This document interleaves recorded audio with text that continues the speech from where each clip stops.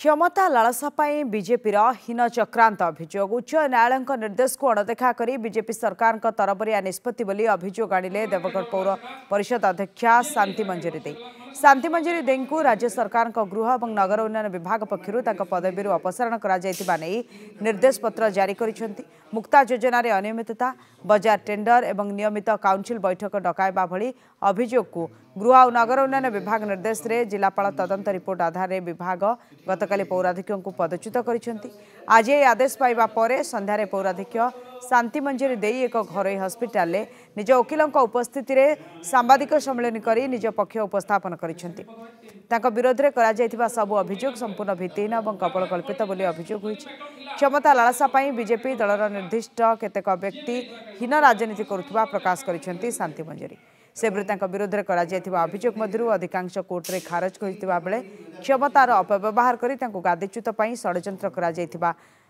आसंता February 3 तारिख दिन सरकार को अदालत निकट में पक्ष रखा निर्देश देते। फेब्रुआरी 3 पूर्व राज्य सरकार गृह और नगर उन्नयन तरबरिया भाव पौराधिक को गादीच्युत करने राजनैतिक उद्देश्य प्रणोदित बोली प्रकाश कर शांति मंजरी।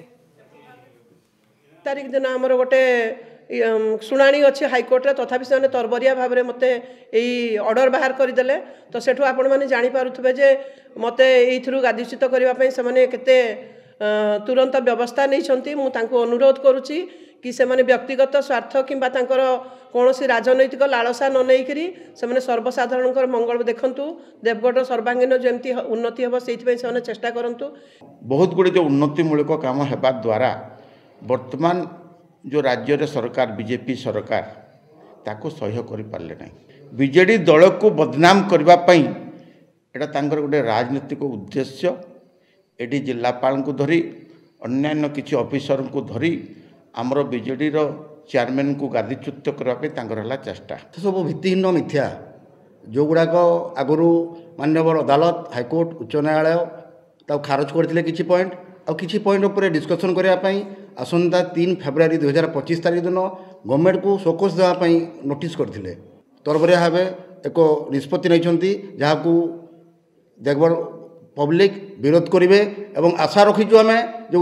उच्चतम न्यायालय पाखर आम निश्चय भाव देवगढ़ पब्लिक अध्यक्षा पुणी पुनर्बार गादी में बसवे ए आशा और विश्वास।